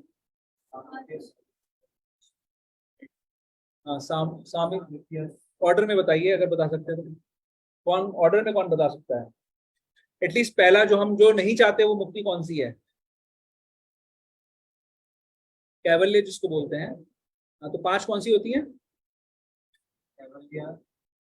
सायुज्य, सामीप्य, साष्टी, फिर सालोक्य और सारूप्य। सबको पता है ना क्या है ये, बताओ। 5 तरीके की मुक्ति है। एक होती है क्या बोला सबसे पहले, फर्स्ट इज प्रभु सायुज्य। सायुज्य, हाँ फर्स्ट इज सायुज्य मुक्ति ऐसी सायुज्य। है। सायुज्य मुक्ति ऐसी है जो भक्त नहीं चाहते। सायुज्य मुक्ति भक्त नहीं चाहते, क्यों नहीं चाहते मैं बताऊंगा। उसके बाद कौन सी है, सालोक्य। सालोक्य यानी सामीप्य। भगवान के लोग, हाँ सेकंड इज सामीप्य, सामीप्य। या सामीप्य, प्रभु, हाँ हाँ हाँ, सामीप्य। सामीप्य। साष्ठी यानी भगवान की जैसी ओपुलेंस, भगवान का जैसा वैभव है वैसी वैभव। सारूप्य यानी भगवान के जैसा स्वरूप। वैकुंठ लोक में जाएंगे तो सबका चतुर्भुज विष्णु रूप होता है ना। फिर कौन सा रह गया, सारूप्य, भगवान जैसा रूप। साष्टी। सालोक्य, भगवान के जैसे, भगवान के लोक पे वास करना। सामीप्य, भगवान के पास में रहना। और साष्टी, भगवान जैसा साष्टी। ओपुलेंस, भगवान जैसा ओपुलेंस। हम्म। तो जो सबसे पहली वाली मुक्ति है, सायुज्य मुक्ति है, वो क्या है, जैसे भगवान एब्सोल्यूट है ना। भगवान को भगवान होने के लिए उनको निराकार भी होना पड़ेगा और साकार भी होना पड़ेगा, तभी तो भगवान है ना वो। तो भगवान का जो साकार स्वरूप है, भक्त उसके साथ ही जुड़ना चाहते हैं ताकि भक्तों को भगवान के साथ सेवा का आदान प्रदान हो सके। तो अलग अलग रूपों में भगवान की सेवा भक्त लोग करते हैं, जिसमें जैसे कि शांत भाव में, दास्य भाव में, साख्य भाव में, वात्सल्य भाव में और माधुर्य भाव में, और उसकी बहुत सारी व्याख्याएं हैं। तो उस तरीके से भगवान के साथ भक्त लोग आदान प्रदान करना चाहते हैं। जो सायुज्य मुक्ति है वो भगवान के जो ब्रह्म ज्योति है उस तक पहुंचने का नाम है सायुज्य मुक्ति। यानी क्या हुआ, जैसे नंबर लाइन है, नंबर लाइन में एक तरफ बीच में 0, एक तरफ नेगेटिव नंबर्स हैं, एक तरफ पॉजिटिव नंबर्स हैं। संसार की नंबर लाइन में नेगेटिविटी क्या है कि कष्ट है, जन्म मृत्यु जरा व्याधि, और ये जो आदि भौतिक, आदि दैविक और आदि आत्मिक, ये 3 प्रकार के कष्ट, ये नंबर लाइन की नेगेटिव साइड पे हैं। तो मुक्ति का मतलब है कि इन कष्टों से मुक्ति, यानी आप 0 पे आ गए तो भी आप 0 पे ही हो। और जो और मुक्तियां हैं वो आपको पॉजिटिव साइड पे ले जाती हैं, जहां पर आप भगवान के साथ इंटरैक्ट कर सकते हैं, इंगेज कर सकते हैं अलग अलग रसों में। तो इसीलिए भक्त सायुज्य मुक्ति नहीं चाहता, क्योंकि वो सिर्फ ब्रह्म ज्योति तक का भान कराती है, उसके आगे नहीं ले जाती। वहां पे कोई एक्टिविटी नहीं है, जीव चेतन है, तो उस जगह से वापस संसार में आना पड़ेगा क्योंकि एक्टिविटी नहीं है वहां पर। तो जो सायुज्य का ध्यान करते हैं, जो निराकार ब्रह्म में विलीन होना चाहते हैं, वो बहुत बड़े खतरे में रहते हैं हमेशा, क्योंकि जीव चेतन है, चेतनता उसको मिलती नहीं, वहां पर एक्टिविटी होती नहीं, तो वो संसार में वापस आते हैं और यहाँ पर समाज कल्याण का काम करते हैं। क्या करते हैं, फिलैंथ्रोपिक एक्टिविटीज करते हैं। तो जब तक उनको शुद्ध भक्त का सानिध्य नहीं मिलता तब तक वो संसार में पड़े रहते हैं। ठीक है, तो ये 5 प्रकार की मुक्ति हो गई। मैं मुक्ति की बात क्यों कर रहा हूँ वैसे, हाँ विमुक्ति। तो इसमें शब्द यूज किया गया है विमुक्ति। मुक्ति तो हो गई 5 प्रकार की, अब यहां पर बात की जा रही है विमुक्ति। विमुक्ति यानी विशेष मुक्ति। तो जो ये 5 काम करेगा कौन से 5 काम? यद करोषि यदश्नासी यद जुहोषि ददासी यद तपस्यसि। जो इस तरीके से करेगा उसको क्या मिलेगा? विमुक्ति। विमुक्ति का मतलब है, आगे वाला जो शब्द दिया गया है, विमुक्तो मामुपैश्यसि, उसको ये सायुज्य मुक्ति नहीं मिलेगी, उसको मामुपैश्यति, यानी भगवान के पास जाकर ये जो 4 मुक्तियां होती हैं उसको वो 4 मुक्तियां मिलेंगी, जहां पर आप जाकर सारूप्य में, साष्टी में, सालोक्य में, सामीप्य में भगवान की सेवा में आप रत हो सकते। तो ये इसका इतना महान लाभ है। जब हमें इतना महान लाभ मिल सकता है तो इस छोटे से 60, 70, 80 वर्ष के जीवन में छोटी छोटी जो निधि हमें मिल गई है उसमें क्या अभिमान करना, उस पर क्या इतराना, और क्या उसके ऊपर बेवकूफी में अपना समय व्यतीत करना, और क्या किसी से झगड़ा पालना, क्या किसी से दुश्मनी करना, क्या किसी के प्रति अपने मन में द्वेष रखना। हम सभी अपने अपने कर्मों से अपनी अपनी सिचुएशंस में हैं, अपनी अपनी सिचुएशंस में हमें कष्ट उठाना पड़ रहा है, उस कष्ट को प्रसाद रूप में ग्रहण करो और अपना फोकस करो। जिनको भगवान ने हमारे को, जिन लोगों के लिए ट्रस्टी बनाया है, उनको हम भक्ति के लिए उनके लगाएं, काम करें, और ये सारी एक्टिविटीज उन लोगों के लिए करें। संसार का सारा झगड़ा खत्म हो सकता है अगर व्यक्ति इस चीज को समझ जाए। किसी से कोई द्वेष नहीं रहेगा, आप हर समय आनंद में रहोगे, क्योंकि जो कुछ आपके जीवन में हो रहा है वो भगवान की कृपा से हो रहा है, भगवान करवा रहे हैं, आपके जीवन में हो रहा है, आपके प्यूरिफिकेशन के लिए हो रहा है, इसमें कोई संशय नहीं। तो हमारी ड्यूटी को हम करें without expecting other persons to do their duty. बिना एक्सपेक्ट किए कि दूसरे लोग अपनी ड्यूटी करेंगे, हमें अपनी ड्यूटी को करना है, और हमें जिनका ट्रस्टी बनाया गया है उनको हमें भक्ति में लगाना है और उनका ध्यान रखना है, उनको भक्ति में आगे बढ़ाना है। भगवान उससे प्रसन्न हो जाएंगे। भगवान यही देखेंगे और कुछ नहीं देखेंगे कि ये जीव मेरे लिए कार्य कर रहा है कि नहीं कर रहा है। और अगर हम अपनी इंडिपेंडेंट इंडिविजुअल द्वेषों में, लड़ाइयों में, गोल्स में फंसे रह जाएंगे तो ये अपॉर्चुनिटी निकल जाएगी, यहाँ तक पहुंच कर भी हम लोग फेल हो जाएंगे। तो प्रभु इसीलिए लेकिन ये सबसे डिफिकल्ट काम है, ये सबसे डिफिकल्ट काम है। काम है, लेकिन इसीलिए भगवान दे रहे हैं। घर तो के भगवान, लोगों को समझाना सबसे ज्यादा डिफिकल्ट है। हाँ, घर के लोगों को समझाना नहीं है, हमें दूसरों से एक्सपेक्ट नहीं करना है। मैं यही बोल रहा हूँ आप लोगों को, हमें दूसरों से एक्सपेक्टेशन खत्म करनी है अपनी। जब तक आप दूसरों से एक्सपेक्ट करोगे तब तक आप खुश नहीं हो सकते। हाँ, हमें अपना काम करना है। आप बिना ये एक्सपेक्टेशन किए कि दूसरा मेरी बात सुनेगा, आप अपना काम करते रहो, आप दूसरे को बताते रहो, बोलते रहो, उसमें आपकी सेवा हो रही है ना। भाई, सेवा करने में हमें सुख है कि नहीं है? हम लोग रोज चाहते हैं कि हमें भगवान सेवा में लगाएं। मान लीजिए स्वयं कृष्ण प्रकट हो जाए, बोले मेरी सेवा करो, कितने लोग तैयार होंगे बताओ?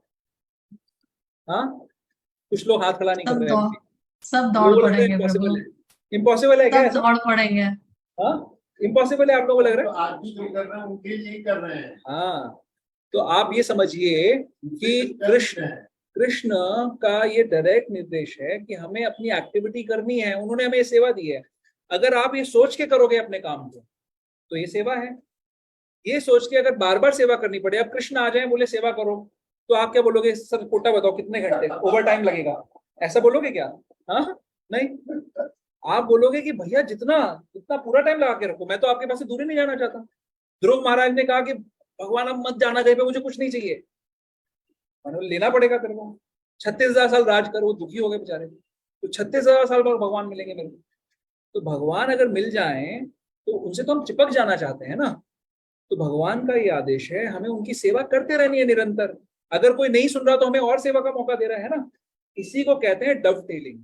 आप ये भी सोच सकते हो कि ये नालायक है, गधा है, पाजी है, इसको मैं कुछ नहीं सिखाऊंगा, ये कुछ नहीं सुन रहा मेरी बात, ऐसा कह सकते हैं हम। उसकी जगह आप ये सोचो तो कितना अच्छा है ना, ये मुझे बार बार सेवा करने का मौका दे रहा है, ये मुझे बार बार बताने का मौका दे रहा है, तो क्या प्रॉब्लम है उसमें? है कोई प्रॉब्लम उसमें? आपको बार बार सेवा मिल रही है, आप बार बार सेवा करो, क्योंकि आपके हाथ में रिजल्ट नहीं है, रिजल्ट कृष्ण के हाथ में है। तो let it be done by Krishna, we do our task. हम अपनी बात अच्छे से, प्रेम से, सबमिसिवली हर बार कहें, सबको धर्म का ज्ञान कराएं। सामने वाला करेगा तो उसके लिए लाभ है, नहीं करेगा हमारी तो सेवा हो गई ना। वो गिलहरी ने जो एक कंकड़ डाला भगवान राम के ब्रिज में, उससे भगवान राम का क्या काम बन गया, क्या फायदा हो गया? लेकिन गिलहरी का काम बन गया, उसका काम बन गया, उसके ऊपर भगवान ने प्रेम से हाथ फेर दिया, उसको और क्या चाहिए? अभी तक वो 3 निशान लेके गर्व से घूमती है ना। भगवान राम के दिए हुए 3 चिन्हों को लेकर सबको दिखाती है कि देखो मेरे पास कृपा है। तो ऐसे ही हमें कृपा चाहिए। हम अपना काम करें, दूसरों से एक्सपेक्ट ना करें, बार बार प्रयास करते रहें उसमें कोई प्रॉब्लम नहीं है, हमारे को सेवा मिल रही है। और अगर हम ऐसा करेंगे, सिंसियरिटी से प्रयास करेंगे, आप पाएंगे कि भगवान आपकी बात मान लेंगे। हम बुक डिस्ट्रीब्यूशन करने जाते हैं, जब हम बहुत सिंसियरिटी से प्रयास करते हैं, सामने वाले का हृदय पिघल जाता है, क्योंकि प्रभुपाद उस पर कृपा कर देते हैं। हमारे प्रयास से कोई नहीं कुछ होता है, लेकिन प्रभुपाद कृपा कर देते हैं उस पर। वो सोचते हैं कि अच्छा ये बहुत चाह रहा है, चलो कर देते हैं।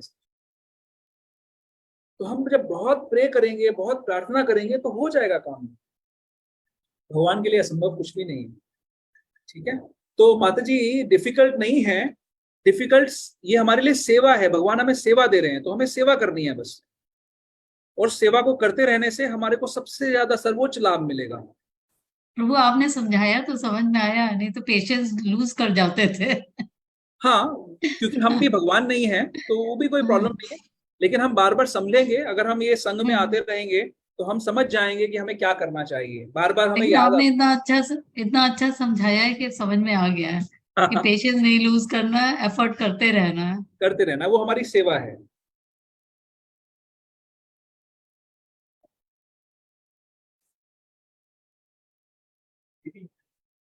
क्या वो निशान है ना, ऐसे बोलते हैं कि वो जो 3 निशान है गिलहरी के ऊपर, वो भगवान राम के हाथों के चिन्ह है। Squirrel, squirrel, I am talking about squirrel. Squirrel के ऊपर 3 निशान होते हैं ना, 3 लाइंस होती है ना। तो पीपल से कि that is a gift of Lord Ram. India में वो आप वहां नहीं दिखता। तो वो ब्लेसिंग है। हाँ, वो ब्लेसिंग है उनको। एनीवेज, मतलब पॉइंट क्या है हमारा, वो है कि नहीं है, मैं उसको वैलिडेट नहीं कर सकता, लेकिन मेरा पॉइंट ये है कि कृष्ण इसको देखेंगे कि हमारी भावना कैसी है। आप घर बनाओ, सुंदर सुंदर महल बना लो, अगर आपने ये सोच के नहीं बनाया कि ये मैं भगवान के लिए बना रहा हूँ, तो वो आपका कर्म हो गया, वो आपको बांधेगा। और अगर आपने सुंदर से सुंदर महल ये सोच के बनाया कि मैं भगवान के लिए बना रहा हूँ, यहाँ पे भगवान के भक्त आएंगे, उनको मैं वेलकम करूंगा, उनको मैं यहाँ पर प्रचार करूंगा, तो आप सुंदर सुंदर महल बना सकते हो, तो भगवान की सेवा हो जाएगा। कोई नहीं कह रहा कि आपको सब कुछ त्यागना है। हमारी अभी की स्थिति, जिस लेवल की भक्ति हम कर रहे हैं, इस स्थिति में हम जो कुछ हमारे पास है उसको भगवान की सेवा में डबटेल करें। गाड़ी खरीदेंगे, गाड़ी सेवा में लगाएंगे, है कि नहीं? तो इस तरीके से हमें प्रयास करें। Okay, any questions?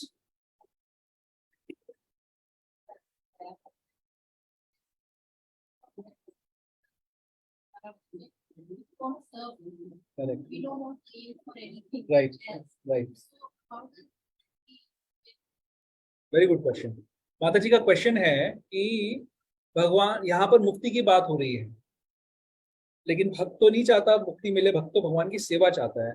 तो जो अच्छा भक्त है, वो उसकी आंख सेवा पे है, उसके लिए कोई स्वर्ग नर्क नहीं है, उसके लिए कोई परिस्थिति खराब नहीं है। कोई भी खराब से खराब परिस्थिति में भी सेवा मिल जाए, वो सेवा करने को तैयार है। लेकिन भगवान दे रहे हैं, भगवान दे रहे हैं उसको मुक्ति, भक्त नहीं एस्पायर कर रहा है। भगवान यहाँ पर कह रहे हैं कि उसको मुक्ति मिल जाएगी, लेकिन भक्त को वो भी नहीं चाहिए। भक्त तो ये बोल रहा है, प्रभुपाद जी तो ये बोल रहे हैं कि प्रभु आप मुझे नरक में भी भेज दो, मैं वहां पे प्रचार करूंगा। तो भक्त को नहीं चाहिए मुक्ति भी, कोई तरीके की मुक्ति नहीं चाहिए। भक्त अगर उस स्तर पे पहुंच जाए, जैसे कुंती महारानी प्रार्थना कर रही है, कुंती महारानी क्या कह रही है कि हमारे जीवन में इतने सारे कष्ट आए, आप हमारे बेटे को जहर दे दिया गया, फिर हमारे को जला के मारने की कोशिश करी गई, हमारी पुत्र वधू के साथ दुर्व्यवहार किया गया, जंगल में राक्षसों ने हम पे अटैक कर दिया, हमें खाने की कोशिश करी कैनिबल्स ने, हमें अज्ञातवास में जाना पड़ा, दुर्वासा मुनि के शाप हमको मिलने वाला था, और हमारा राज्य छीन लिया गया। ये सब जब कुछ भी हुआ, तब आप क्या हुआ, आप आ गए। तो कष्टों के आने से आपका दर्शन होता है। अब कष्ट चले गए हैं, तो आप कृपया कष्ट मुझे भेज दीजिए ताकि मैं आपका दर्शन करूं। कोई करेगा ऐसी प्रार्थना कुंती महारानी जैसी? तो कुंती महारानी जैसी प्रार्थना, वो बहुत इंटेलिजेंट है, she is the most intelligent women, कि उनको पता है कि क्या मांगना है। तो भक्त, वही आप सही कह रहे हो कि भक्त तो मुक्ति भी नहीं चाहता, वो तो सिर्फ भगवान की सेवा और कृपा चाहता है। बट हमें अपने आप को तैयार करना है उसको। हम इमिटेट नहीं कर सकते, हम सुनी सुनाई नहीं कह सकते। क्या हम अभी उस स्तर पे हैं? अभी जरा सा हमें कष्ट मिल जाए तो हम सेवा नहीं कर पाते हैं। तो हमें अपने आप को तैयार करना है, अपने मन को सशक्त करना है, पहले मन को, फिर अपने अपने शरीरों की अपनी अपनी परिस्थितियां हो सकती है, वो एक अलग चीज है। बट मन तैयार होना चाहिए कि कितना भी कष्ट आ जाए उसमें मैं सेवा करूंगा।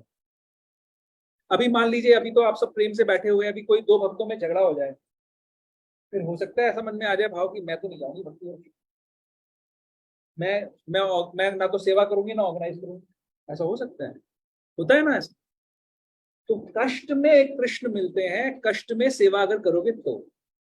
हमें कष्ट के अंदर भी सेवा करने के लिए मन को तत्पर करना है। भगवान टेस्ट लेते हैं कई बार, भगवान ऐसी परिस्थिति में डालेंगे जहां पर हो सकता है हमको लगे कि ये हमारे साथ गलत हो रहा है। उस समय सेवा चल रही है कि नहीं चल रही है, उस समय यत करोषि यत जोशी हो रहा है कि नहीं हो रहा है। अगर सब कुछ ठीक ही चल रहा है तो फिर बात ही क्या है, फिर तो कोई प्रॉब्लम नहीं है। अगर फर्स्ट क्लास एनवायरमेंट है और वहां पर आप भजन कर रहे हो, वहां पे कुछ भी करो कोई फर्क नहीं पड़ता। बट कृष्णा विल टेस्ट कि हम लोग सच में सिंसियरिटी से भक्ति कर रहे हैं या हम टाइम पास कर रहे हैं। ही मे टेस्ट, तो वी शुड बी रेडी। अगर वो टेस्ट करेंगे तो फिर क्या होगा, फिर गए काम से क्या होगा? अगर वो टेस्ट करेंगे और टेस्ट पास कर लिया हमने, तो कृष्णा बोलते हैं ना, कृष्णा यदि छूटे भक्ते भुक्ति मुक्ति दिया, कबो न देना प्रेम धन राखे न लुकाइया। तो अगर आपने मुक्ति चूज कर ली या भुक्ति चूज कर ली, तो कृष्ण छोड़ देंगे। फिर आप बोले जाओ ले जाओ मुक्ति और भुक्ति, वो तो है मेरे पास थोक के भाव में। लेकिन अगर आपने उनका टेस्ट पास कर लिया तो कृष्ण दास बन जाएंगे।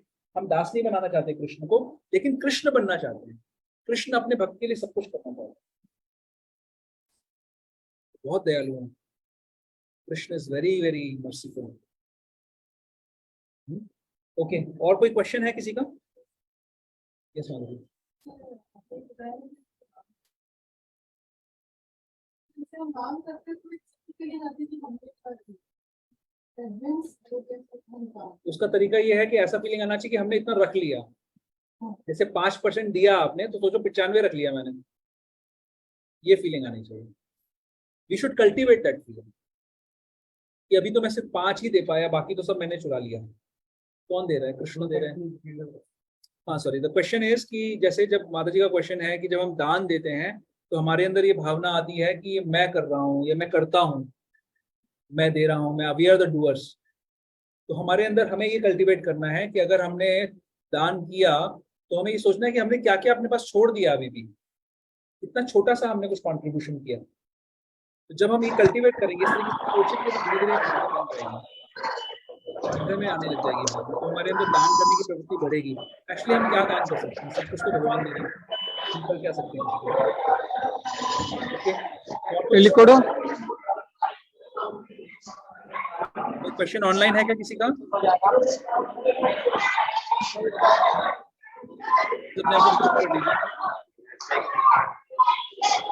ऑलराइट, आगे चल।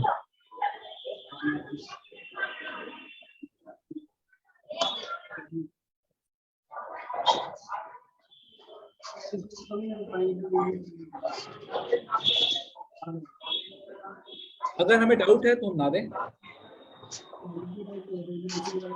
जैसे मान लीजिए कि आप बच्चे के हाथ में चाकू देंगे, ये नहीं मणिलोई अन्नड़ का मान लो आप ಎಲ್ಲವೇ ಇದೆ, ಪಳಿದೆ ಇದೆ, ಸಾರು ಇದೆ, हो सकता है ಪಲ್ಯ उस से यूज करें, बट हो बारिश सकता है कि है, वो गलत, बर्गर तो उनका तो आप क्या करोगे? सावधान रहोगे, आप उसको ऐसी चीज दोगे ही नहीं। ब्रेड तो मना ये हमें दान क्या करना चाहिए? हमें इस ज्ञान का दान करना चाहिए, हमें लोगों को एजुकेट करना चाहिए। ಈಗ तो ಬರ್ತಾನೆ अगर बेगर की सिचुएशन में है, वैसे हम किसी को अगर 1 रुपया आपने दे दिया तो उससे कोई इतना बड़ा वो 1 रुपये में कुछ मिल नहीं जाएगा, 10 रुपये में कुछ ले नहीं लेगा। तो हमारे को हार्ड हार्टेड भी नहीं होना चाहिए, हमारा हृदय थोड़ा निर्मल होना चाहिए। हम लोग भक्त हैं तो भावुकता होनी चाहिए थोड़ी सी, लेकिन प्रैक्टिकल होना चाहिए। अभी कई बार जैसे जितना ज्यादा वो ड्रामा करेगा उतना ज्यादा जेब से नोट निकल जाता है कई बार लोगों का, है ना। तो अब आपने उसको 500 का नोट पकड़ा दिया तो सीधा वो पौवा लेगा जाके। बट अगर आपने उसको 5 का नोट दिया तो ज्यादा कुछ कर नहीं पाएगा उससे, इसीलिए नहीं करना चाहिए।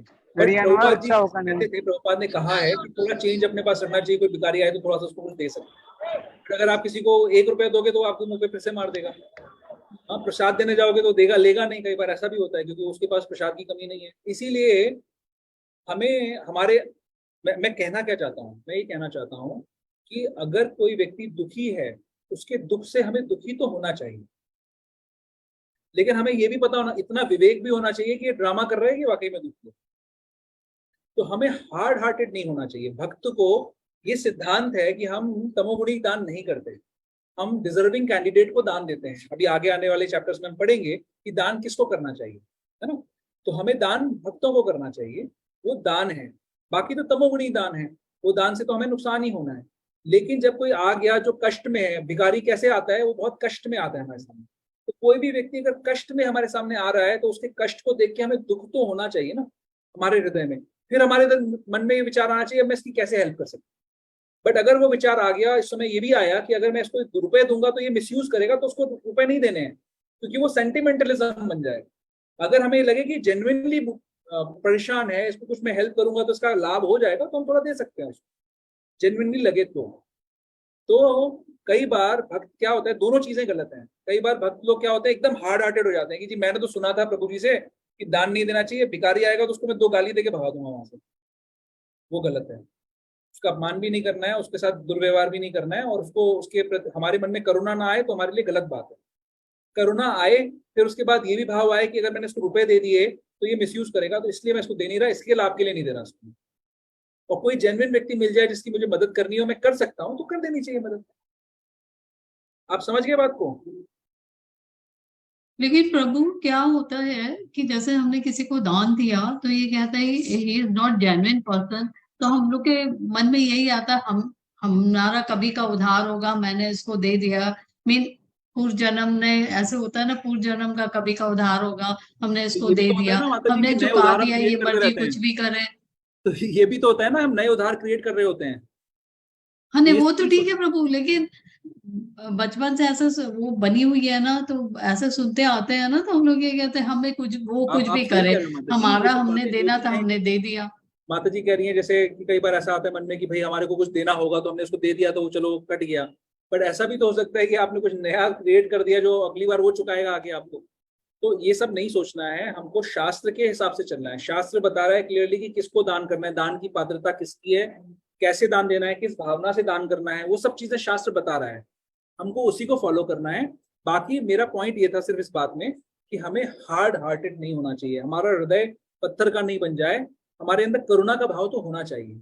फिर हम करुणा के भाव के साथ विवेक भी होना चाहिए, ये सोचने के लिए कि हम कैसे इस चीज को, सिचुएशन को टैकल करें। बस ये मेरा पॉइंट है।